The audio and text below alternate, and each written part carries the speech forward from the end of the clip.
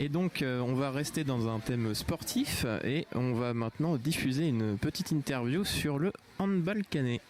Bonjour, je m'appelle Nicolas Laville, je suis conseiller technique fédéral au comité du Calvados de handball. Donc mes missions consistent en développer l'activité handball, à essayer de faire en sorte que l'élite se renouvelle aussi également et puis former aussi les cadres et les entraîneurs. Vous proposez une activité d'initiation en handball. Comment avez-vous aménagé les règles pour faire jouer un maximum de personnes aujourd'hui ? Alors soit on fonctionne sur des ateliers, tout dépend le nombre de jeunes qui passent sur le stand. Si on est sur 2-3 jeunes, on va être sur des ateliers par exemple de motricité, de tir, sur des choses comme ça. Et sinon dans la forme de pratique qu'on va proposer, on va proposer une forme de pratique qui s'appelle le hand à 4.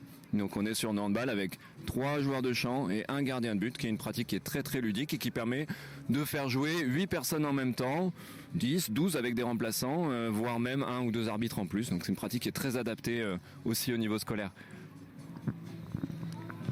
Les équipes de France de handball brillent depuis de nombreuses années.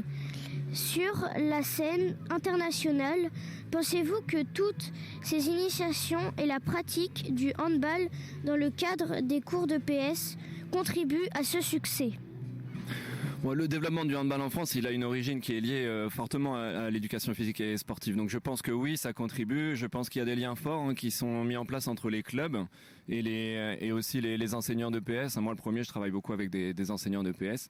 Et je pense que historiquement, il y a ce lien-là fort en France et que ça contribue fortement au développement du handball. Le travail qui est fait par les enseignants de PS et par les clubs à la base, c'est hyper important. On les oublie souvent, mais avant d'être dans un gros club et en équipe de France, Nicolas Karabatic, il est comme tous les autres passé par un petit club aussi.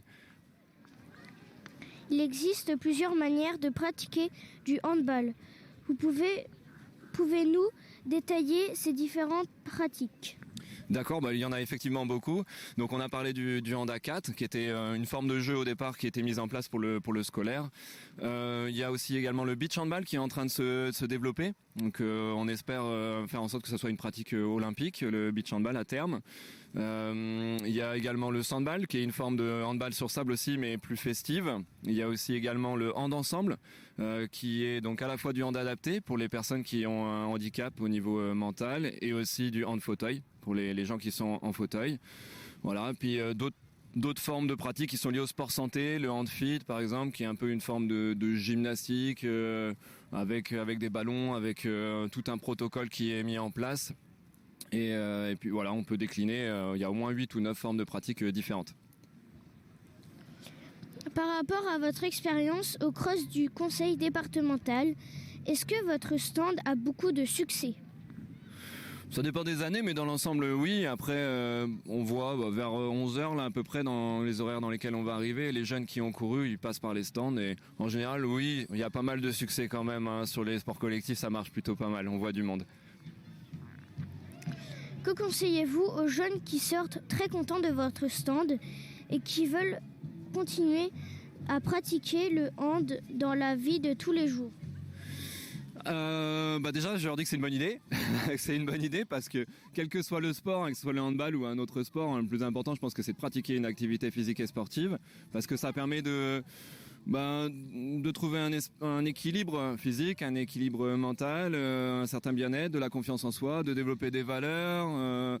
Le handball, il a pour avantage d'être aussi un sport collectif où il faut aussi apprendre à collaborer, à respecter les arbitres, respecter les autres, respecter les différences de niveau, etc. Et je pense que on se bat dans les associations pour ça, mais c'est très porteur de valeurs.